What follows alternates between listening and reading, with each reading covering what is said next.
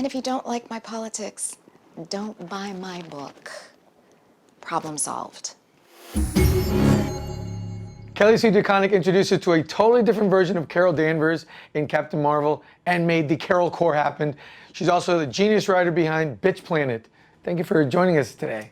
Thank you. Now, superhero comics, at their core, they're built on the foundation of, the strong, the big, strong heroes go in and help the little guys, the people who are Yes. oppressed. Essentially what feminism is about. Yes, exactly. Right? This is always when people are like, would you please get your politics out of my comic books? I'm like, what comic books are you reading? Where is the apolitical comic book that you're reading? Like, I want to go back to the comic books we were reading in my youth. The 70s, when they were incredibly political and not even... Or you go back to the Ditko Spider-Man issues, which was, Peter Parker was getting bullied and traumatized at school. Yes, I'm sorry to break this to you, but Captain America is a social justice warrior. I know you mean that as an insult, but there's just no, that is the definition of what he is, And if all you want to read are, I don't know, books about, I literally can't even think of what would be. You're right, if Cap had a Twitter account, he'd be an SJW for sure. Yes, I mean, and that's not a bad thing. Chris Evans does. I mean, Chris Evans, and Captain America himself, yes. is an SJW for sure. Yes, and that's not an insult. Not at all. Not at all. It's. May I curse? Yes, you can curse. Yes, he gives a he cares about people who don't happen to be wealthy actors. He cares about people who weren't born with the privilege that he was born with. And that is what Captain America does. Captain America stands up for what I think we wish this country was. I think the ideals that we have always stood for, but not always acted on. Right. And if you don't like my politics, don't buy my book. Problem solved. You don't like my Twitter feed?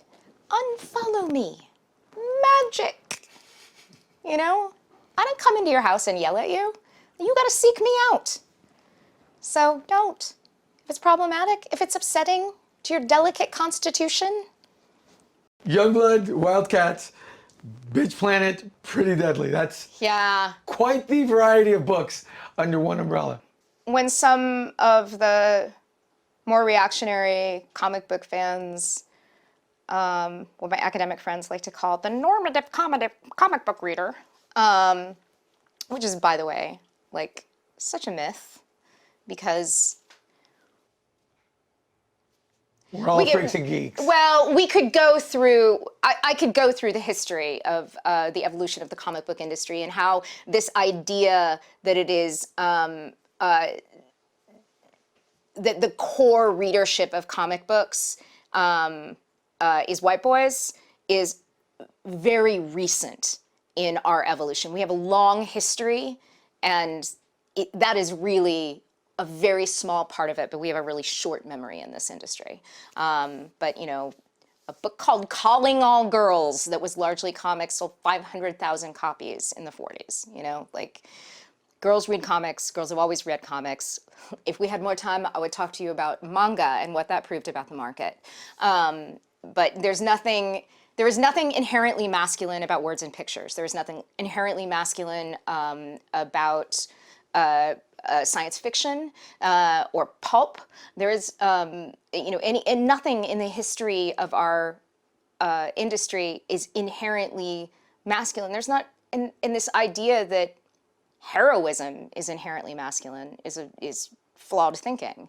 Anyway, we can have a little conference on that. But I think my point being that some of the men with short memories who are so threatened by myself and my female colleagues and some of the books that we make that bring different perspectives, who feel that we are taking something away from them.